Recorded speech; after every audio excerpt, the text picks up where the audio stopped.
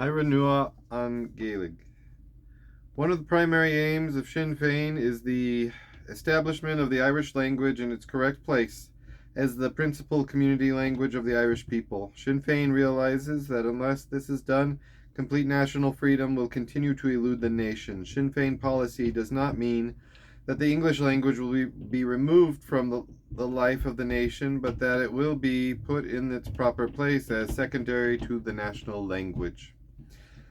The case for the restoration of Irish has been stated many times since the founding of Conrad na Gaelic in 1893, and we shall only repeat here a brief synopsis of the argument.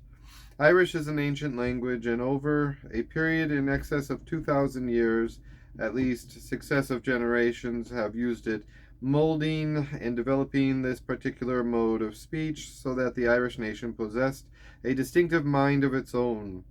This distinctive nationality enshrines all the spiritual and intellectual possessions and characteristics which we have and which distinguish us from other people.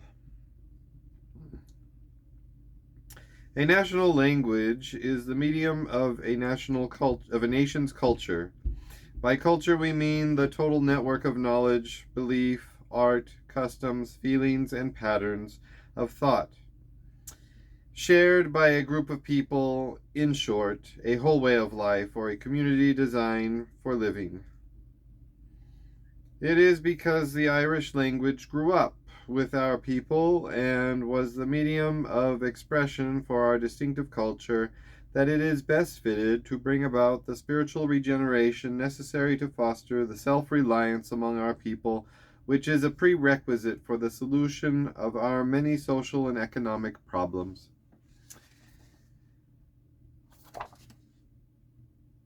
Most people have a natural liking for the Irish language and would like to see it advance in use. There is no objection to a sentimental attraction towards the language by it, but it is necessary that people learn that there is more than sentiment involved. All modern sociological and anthropological research and teaching have proved the contention of the founders of Conrad na Gaelic that unless Irish was fully restored, the nation would die. It had also proved that language is one of the strongest forces affecting people, that it is not merely a mechanical thing, a means of communicating with fellow human beings. Ironically, our English conquerors understood the importance of language and stressed its power 600 years ago. In 1367, we had the Statutes of Kilkenny, an avowed state policy for the destruction of the Irish language and the propagation of English as being necessary for making the conquest permanent. Finns Morrison, Secretary to Lord Montjoy, thought of English as the language of union and of Irish as the language of resistance. Quote, in general, all nations have thought nothing more powerful to unite minds than the community of language, but the law to spread the English tongue in Ireland was ever interrupted in Ireland by rebellious and much more by ill-affected subjects. In 1642, Sir John Davies, one of the architects of the Ulster plantation, wrote despairingly of his monarch, quote, where the tongue is Irish, the heart must needs be Irish, end quote. The report published some years ago on the position of the English language in the educational system of England, we read, quote, English is not merely a medium of our thought, it is the very stuff and process of it. It is itself the English mind, the element in which we live and work, end quote. The English language is the English mind, the French language is the French mind, the Irish language is the Irish mind. As things stand, we are losing the freedom of our minds. We are being assimilated completely at an ever-growing rate with an Anglo-American mass culture. We are being fed daily on books, magazines, films, television programs, songs, etc. which propagate a superficial international form of culture that is devoid of ideals and does not seek to better mankind. With it comes alien thought, the Anglo-American mind, Anglo-American ideas, Anglo-American attitudes. We are rapidly becoming a degenerate provincial people with no imagination, forced imitation, second rate, and uncreative. We are selling our soul for a mess of pottage. We are rapidly bidding farewell to nationality.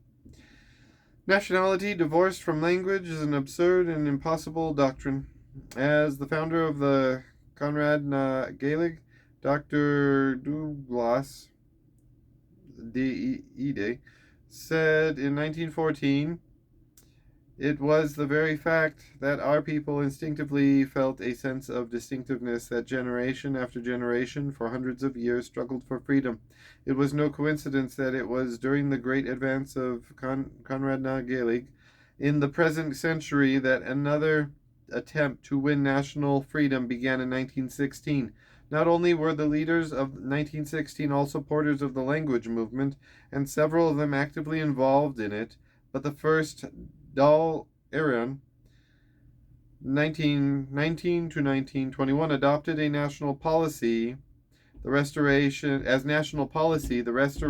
of the language. The first meeting was conducted entirely in Irish, apart from the reading in French and English of the Declaration of Independence and the message to the free nations of the world, and the reading in English of the democratic program. But as in so many other aspects, the fine principles of the four glorious years were abandoned by many leaders, and from the betrayal had come disillusionment. The language itself is indeed the victim of the great betrayal, with good reason in many cases. A lot of people look on the whole restoration effort as hypocritical. The national ideal of Sir August Gaelic still holds good. We have been living in a lie since 1922. While Irish is taught in our schools, no coherent, comprehensive plan has ever been drawn up to give proper meaning to the work of the schools. The Gaeltacht areas, which were already declining seriously prior to 1921, have been allowed to shrink disastrously, and many of those still remaining in these areas see little use in continuing to use the language. Only Sinn Féin can restore the spirit, the enthusiasm, the idealism, and give the leadership which existed prior to 1921. The politicians of Leinster House, preoccupied with preserving their positions, can only lead the nation to the final stage of national apostasy. Sinn Féin will evolve a path for the restoration of Irish, which will have as an immediate aim the development of the use of the Irish language as a medium of communication to the minimum degree required for creating a cultural milieu, which will make possible the natural and organic national development essential for the moral, social, spiritual, and material needs of the Irish people. It will be a progressive step-by-step plan and will involve all our people in the political, social, religious, economic, and cultural sectors of the nation. Such a plan cannot be put into practice completely in isolation, just as the language itself cannot be considered in isolation.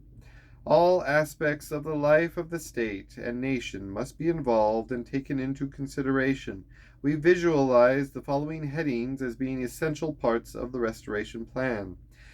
Number one, a vast continuous program of education to explain the philosophy behind the restoration effort will be undertaken, and all the media of communication will be utilized. This program will be based on the most modern research findings in sociology, sociolinguistics, and anthropology, and will be so framed that it will appeal to all sectors of the people. It will include an authoritative study of the history and significance of the language in its proper historical context, suitable adaptations of the program will be prepared and used in all educational institutions. 2. For the restoration of the Irish language to its proper place, it must not only have the full legal backing and leadership of the state, but a social atmosphere must be created so that people will be able to accept Irish as a natural aspect of their lives. It will not be enough that Irish has an honorary or a nominal legal status. Leadership and practical direction must be given. Therefore, one of the first targets will be the transaction of all central and local government business through Irish from cabinet level down. This may not be practicable immediately after political independence is achieved, but the time limits with targets will be set. These will be set within 2 stages. Firstly, all internal work and correspondence through Irish. Secondly, all communications with the public to be through Irish. This includes the work of all government, semi-government, and state-sponsored bodies. The development and the development and expansion economically, socially, and culturally of the Gaeltacht areas will be given priority. A board na Gaeltachta, government-sponsored but independent of the civil service, containing as well as government nominees, democratically elected representatives from all Gaeltacht areas, will be set up as the principal authority for these regions. This authority will be completely autonomous and will control regional institutions, supervise and direct all services, including local government, industrial, publishing, radio and television, etc. For the Gaeltacht areas, Irish only will be recognized as an official language in the Gaeltacht areas as they exist at present. It will also be the policy and aim of Bord na Gaeltachta to develop new Gaeltacht areas along the lines of Rathcairn with proper facilities such as piped water. 4. The National Radio and Television Service will be reorganized to play its full and proper part in national rehabilitation. A national film industry will also be set up. 5. The Irish versions only of all place names will be used officially, and signposts will be altered accordingly. Steps will be taken to ensure that road maps with the correct place names are provided. 6. The publication of all forms of Irish literature and reading matter catering for all tastes will be actively assisted. Special attention will be paid to the needs of educational institutions in the matter of textbooks and all other teaching aids required. 7. A practical and comprehensive plan will be evolved in consultation with the various interests for the development of the use of Irish in the commercial life of the nation, and all assistance necessary, including adequate finance, will be given. Initially, incentives will be devised to encourage the use of Irish. These might include cheaper postal rates for letters addressed in Irish and increased benefits such as children's allowances for those whose home language is Irish. 8. Irish will be an obligatory subject and the first language in all schools. Eventually, all subjects except other living languages will be taught through Irish in all schools. In the early stages, steps will be taken to ensure that all teachers, especially trainee teachers at all levels, acquire competency in the use of Irish and that they are properly trained for teaching through Irish. It is recognized that in implementing this, the rate of progress will be slower in the 6 counties than in the rest of the country. 9. A minister for national rehabilitation will be appointed, and with the assistance of a fully equipped and qualified department endowed with the necessary powers, will direct and coordinate the complete restoration effort. It will be his duty to set out targets, timetables, etc. for the restoration plan and ensure that all sectors of the nation are playing their part. 10. An Irish Academy will be established by the state. Its functions will include the publication of all textbooks, treaties, and other matter required. It will be the deciding body on all questions relating to Irish grammar, spelling, phonetics, coining, and standardization of words and terms, etc. The Folklore Commission and the Arts Council will be transferred to the Academy as subsidiary bodies, and their powers and functions extended and developed. The Academy will also undertake to establish machinery for the study, development, and teaching of Irish music, both classical and traditional. It is envisaged that the Academy undertake expanded promotion and cultivation of art in all its forms, including cultural and exhibition centres in Dublin, Cork, Galway, Derry, and Belfast. These centres would include workshops, studios, rooms, and halls for the development of art, drama, music, poetry, etc., and would be constantly open to the public.